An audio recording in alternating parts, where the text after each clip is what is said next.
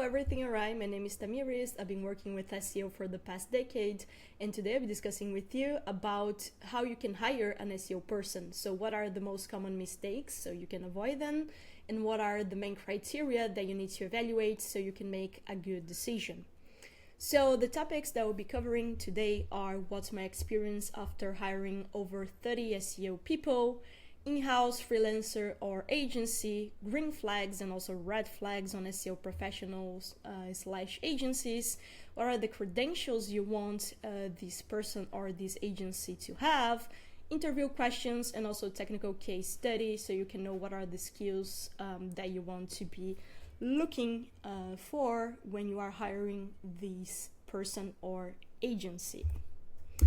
So what's my experience with SEO and also building SEO teams? I've already worked with SEO for 10 years for big multi-million-dollar companies, so I will leave my LinkedIn below so you can check it out if you want to. I've already built and trained over 8 SEO teams. I've already hired over 30 SEO people, and I've already worked in all the possible models for people. So I've already worked as an in-house SEO person, as a consultant, as a freelancer, and now as an agency owner. So I've pretty much had all the experience possible to understand what are the main factors that you need to essentially take into consideration when you are going through your hiring process for an SEO person or agency.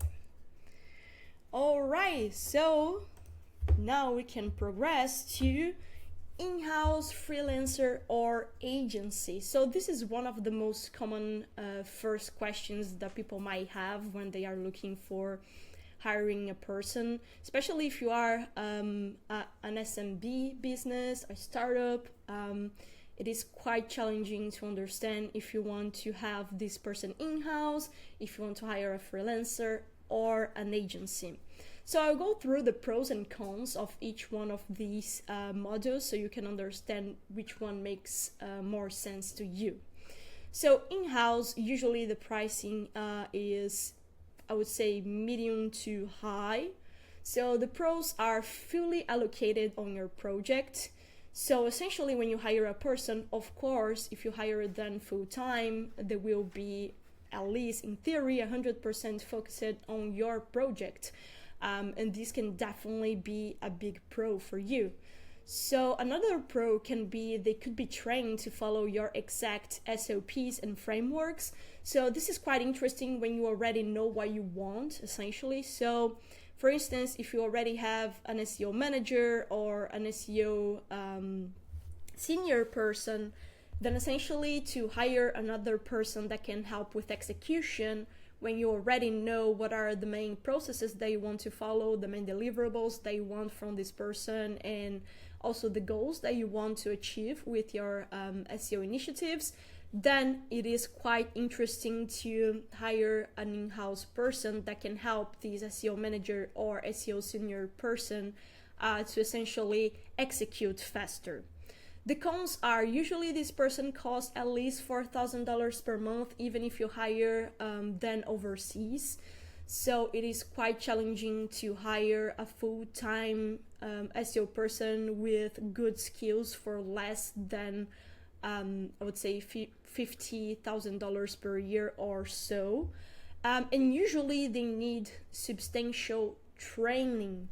So one common mistake that I see when people are trying to hire in-house when they have a small marketing team or when they don't have essentially a senior SEO person or a person that has a good experience with SEO previously to manage this SEO analyst, is that they don't have enough resources to train this person. So this person essentially won't be able to deliver aggressive results and sometimes won't be able to deliver essentially tasks that are up to your expectations because they need usually training, right? So you need to have training material, you need to have a person to QA their work essentially to provide them feedback so they can be better. So This is also, I would say, a hidden cost that you will have when you hire an in-house person. So you need to be prepared to essentially wait a couple of months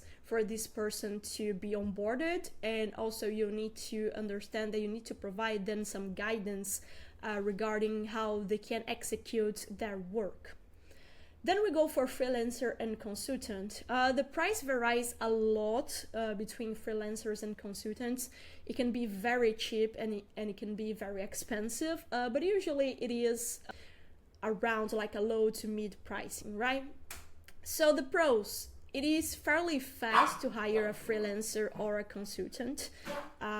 So usually you can go on platforms like Upwork or Fiverr or even LinkedIn, and you can find a lot of reviews for a particular person. You can find exactly what they do and exactly what they don't do usually. So this makes the hiring process faster. And usually, of course, when you are hiring a freelancer, you can do essentially a test period with them rather than essentially hiring an in-house person that is way harder for you to fire than, at least ideally, right?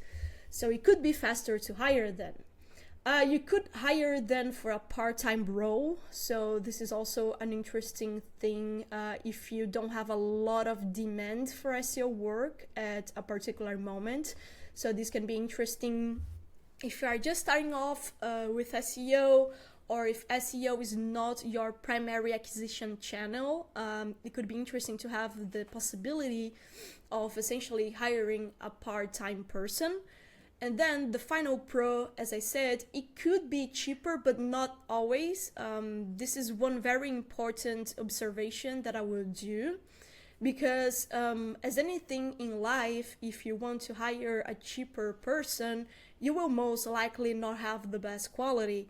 So one common pain that I see on my clients, past and even current clients, is that they try to hire a person for like $5 an hour, $10 an hour, $15 an hour as a freelancer overseas. So for instance, in Pakistan, India, Philippines, etc. But they couldn't achieve a lot of results with this person. So essentially they spend some money and a lot of time usually trying to train this person and also tell them essentially what are their expectations, and hardly they got any substantial results with a cheaper freelancer. So it's always important for me to emphasize that, because SEO is not a simple work. People might think that SEO is all about choosing keywords and optimizing text, like blog posts and landing pages, but SEO is so much more than this. So if you are essentially trying to hire a person, you need to factor that usually hiring a cheaper person, you won't have a lot of results. So this is an important warning that I will give you guys, because usually it is you spending money two times, right? Hiring the wrong person and also having the cost of time to wait to see if this person can actually bring you results, and then hiring an actual good person, right? So that's why I say that it's not always cheaper, because cheaper can mean more risk. The cons of hiring a freelancer and a consultant are they have usually other projects and commitments, and you need to be aware of that and you need to be reasonable with that. So they won't be fully allocated on your project.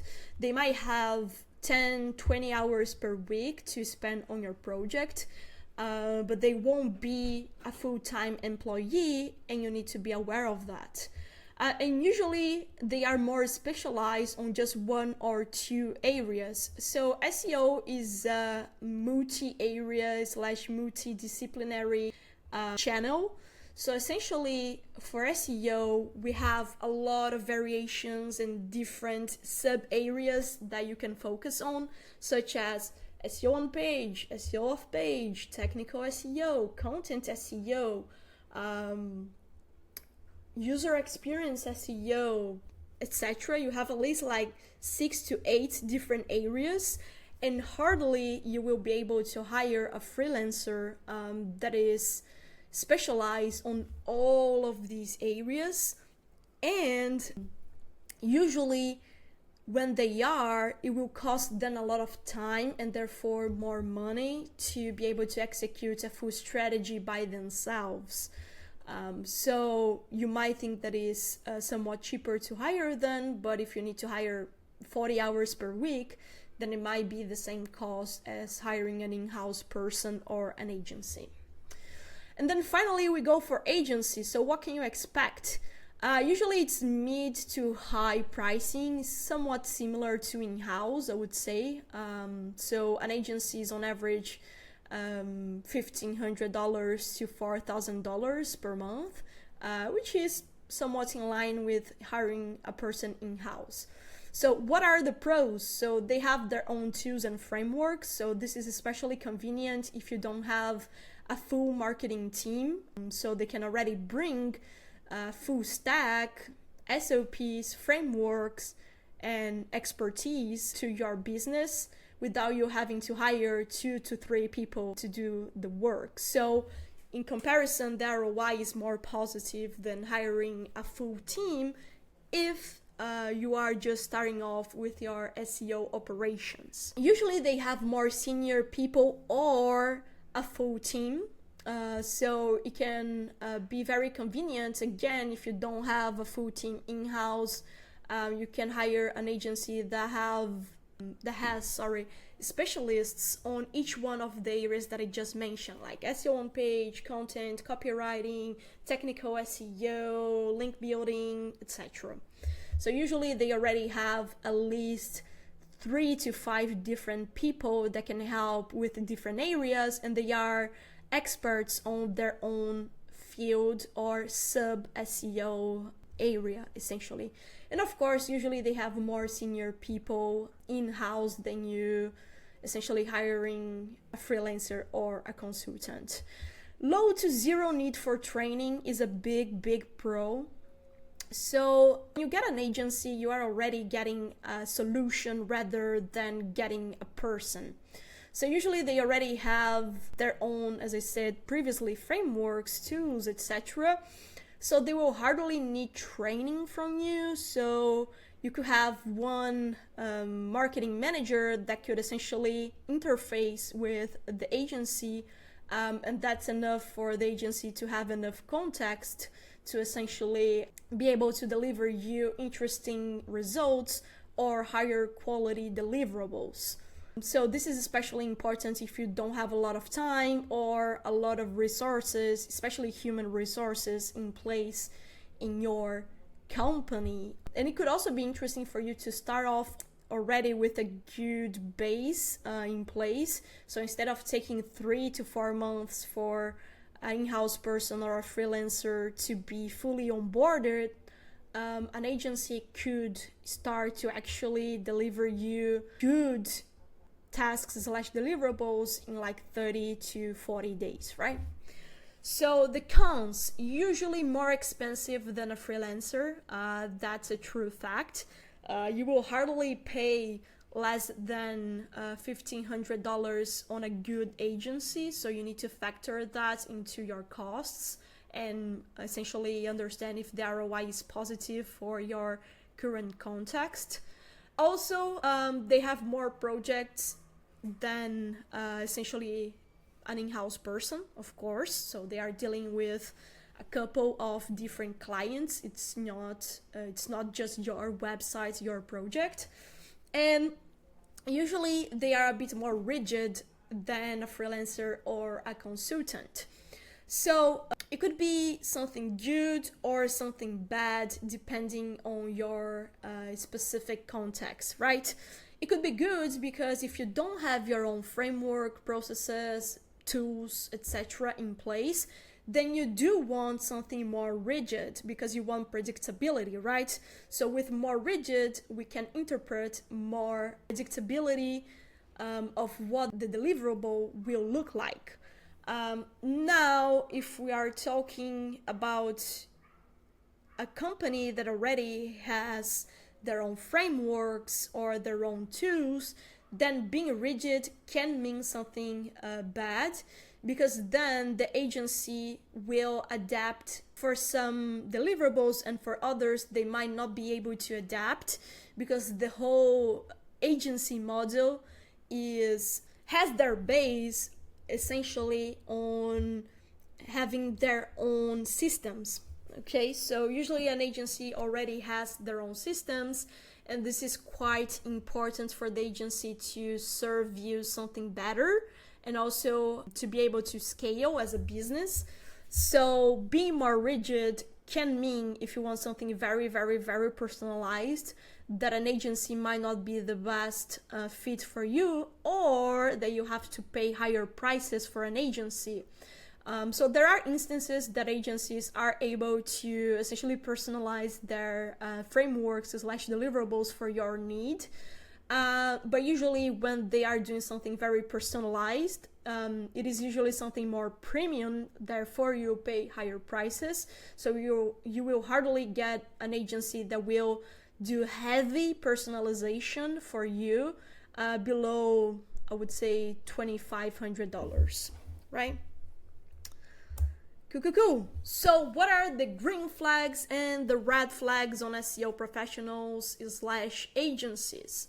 So green flags, if they have past case studies, preferably 2+ years of experience, don't promise results, especially in a short period, for example, sub 30 days, can point exactly what they did to bring success on a particular project, and are comfortable with executing a technical case study or a fast audit of your website to show you a bit more about their frameworks, processes, and of course to show you their knowledge.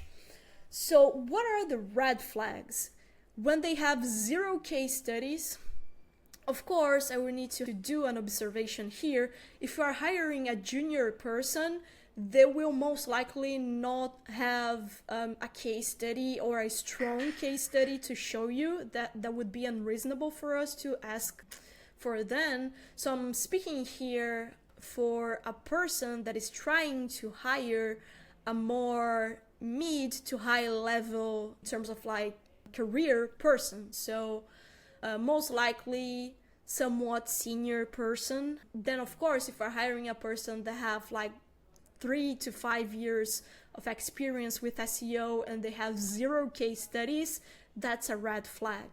When they don't know their numbers, so essentially sometimes they can mention that they have a success story and it was amazing, they were able to help the company to achieve great things, but they cannot point the numbers behind these great things, right? So it can often happen that you ask them, okay, you have this successful project that you are very proud of, you were able to help them to launch 100 new SEO optimized pages on their website in like 3 months, but what are the success indicators, what are the KPIs essentially that you impacted? And sometimes they don't have these numbers, so this is a great red flag. They are supposed to be able to point at least some number behind their success story, either traffic increase, clicks increase, impression increase, maybe more engagement on the page, maybe more ranking keywords. They will need to point at least some sort of KPI and bring you the number, so you will understand if they are the real deal or not. Promise crazy gains in a short period of time. This is something that I cannot emphasize enough. A lot of people that don't have like SEO background, when they are hiring an SEO person, they end up being impressed by people that promise them a specific keyword on the first place or a specific traffic value on like 30 days ish. But SEO is, first of all, not 100% predictable, because we are dealing with the Google algorithm, and not only we do not have the full story behind the Google algorithm, and therefore the full view of ranking factors. But also Google algorithm is being updated constantly. So they have at least every 3 to 4 months a big update, and small updates are applied like daily, or at least like every couple of days. So if a person promises you to bring you gains in a very short period of time, they are most likely lying to you, or they are too naive behind this process, which either case is not interesting for you as a business to essentially take this risk. So another red flag is when they can't name any relevant source of SEO information. Usually SEO people, they need to be constantly looking for updates, looking for websites, looking for SEO documentation that is given by Google itself, looking for like new content to consume at least every week or so, because as I said previously, SEO is a living thing, so there are many updates that happen all of the time. So if the person cannot say any source of information that they have to essentially keep updated with SEO knowledge in general, then this is a red flag. When they don't use the market standard tools such as SEMrush, Ahrefs, Moz, etc. Why this is a red flag? Because the market standard tools are the standard for a reason, right? They are the best tools in terms of data. If they use tools that are not very well known, then it is hard to know if the insights that they will provide are actually trustworthy in a sense, right? Of course, I'm not saying that an SEO person should only use SEMrush, Ahrefs, Moz to do their work. Even inside of my own agency, we do have some other SEO tools that are not market standard, and we create our own tools with our developers. But we do utilize SEMrush, Ahrefs, etc. inside of our operations to do the QA essentially of all these insights that we are able to extract with other tools. So everything always goes back to understand if we are being consistent with the data that is being provided by SEMrush, Ahrefs, etc. because they do have a team of like hundreds of people behind these numbers, so they can provide on average better data than smaller non-standard tools. And then last but not least, when they are not data driven. So SEO needs to be very data driven because we have so many factors in place when we are trying to optimize a website, when we are trying to grow the organic traffic of a website, that we would be hardly able to prioritize actions or to evaluate the effectiveness of actions if we don't use data. So SEO people should be data driven. This is what I consider a must. Cool. So now we go for, are credentials important? So this is a hard topic because it is not that simple, and I will explain why. People can have certifications, people can have credentials, and at the same time they can be like bad in short, because SEO is a discipline that is a lot about testing and a lot about being aware of updates that are coming every week or month or so. So if a person has certifications, it doesn't mean that they know what works nowadays, and it definitely doesn't mean that they have enough knowledge to do experimentation and be successful with essentially beating the competition, right? So certifications, they are good, they are nice to have, as I said on the slide, but I wouldn't say they are a deal breaker. So in the previous slide, I didn't mention anything on either red or green flags regarding specific certifications for this exact reason. They are nice to haves, they are not a must. So nice to haves, usually Google Analytics certified. This is especially connected to being data driven. So people that know their way into Google Analytics are for sure better on average SEO people. HubSpot or SEMrush certified. Again, two market standard tools for inbound marketing / organic growth. So it is very interesting if they have a certification that is connected to one of these two companies. CXL or Reforge certified. So this one is like nice to have, because they are not exactly SEO companies, but they are growth marketing companies. So you do want to look for this as a nice to have, because usually people that have certifications coming from one of these two websites, they are marketing nerds. So it is definitely a nice to have, but again, not like by any means a must. And then Blue Array is one interesting SEO source, especially for technical SEO. They do have a very interesting course. So it is a nice to have, definitely not a must. And they are in order of importance. So Google Analytics certified is more important than HubSpot / SEMrush certified. That is more important to CXL, and Reforge certified. That is more important than Blue Array certified. Cool, so now, last but definitely not least, the hiring process, interview questions, and technical case study. I'll leave some examples on the description down below, so you can utilize a past case study template that I utilize to hire my own SEO people. But now, for the purpose of this video, I will focus on actually bringing you what are the hard skills and soft skills, and then you can be creative on how you evaluate that. It is not that important to know the exact questions or case study that you can provide them.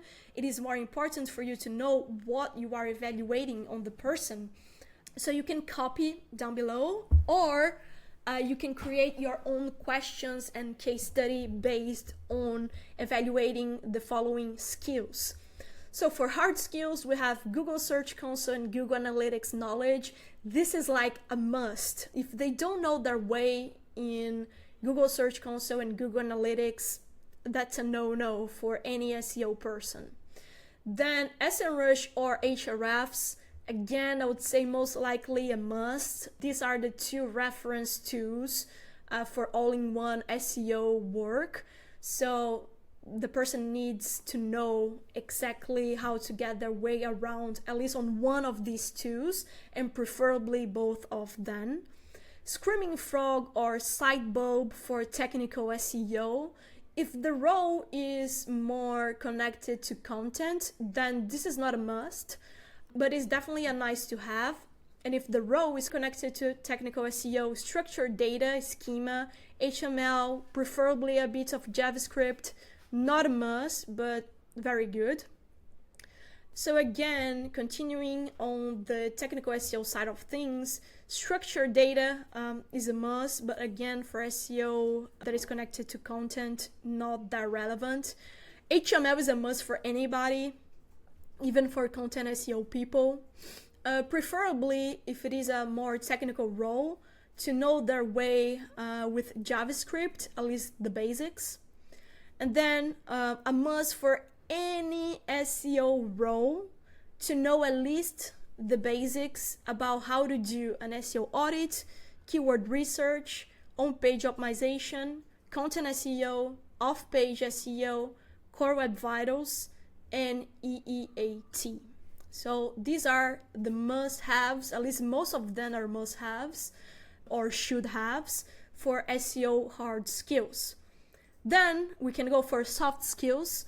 I think people usually don't pay a lot of attention on soft skills, but they are very, very important, especially if there will be a solo agent in your company. So if they will lead and execute an SEO strategy, then they should have these skills, which are communication, adaptability. So usually an SEO person will have to understand a little bit about a lot of things as content, front-end development, data, etc. So they must be able to essentially communicate with different stakeholders. So they must be able to communicate with a copywriter, they should be able to communicate to a developer, they should be able to communicate to a marketing leader, they should be able to communicate with the paid media people, etc. They should be analytical, again, going back to being very data-driven and being very critical about what they are prioritizing. They should be able to prioritize their actions. Since SEO is such a multidisciplinary area, people should be able to prioritize very well, or else they will get lost on hundreds of different tasks and they won't know exactly what will move the needle for your company. They should be curious. SEO people need to be constantly studying and constantly experimenting to be able to be the best on their market. And I would say this is an optional one, but oftentimes SEO people are kind of SEO nerds. So they love to talk about SEO, they love to study SEO, they love to discuss SEO with other people, they love to explain why a certain experiment is SEO compliant or like beneficial for SEO. So usually good SEO people are kind of SEO nerds. So guys, these are the main questions / factors that you need to take into consideration when you are hiring an SEO person. If you want help to essentially hire this person, or if you want help to drive SEO results for your business, then you can book a meeting with me, a 30-minute call down below, and I'll be happy to help you with that. And you can also consult the resources that I have down below for the technical case study and also interview questions, so you can copy and paste essentially the model that I've been using to hire over 30 SEO people in the last 10 years. Thank you so much. Subscribe if you want to see more content like this, and cheers!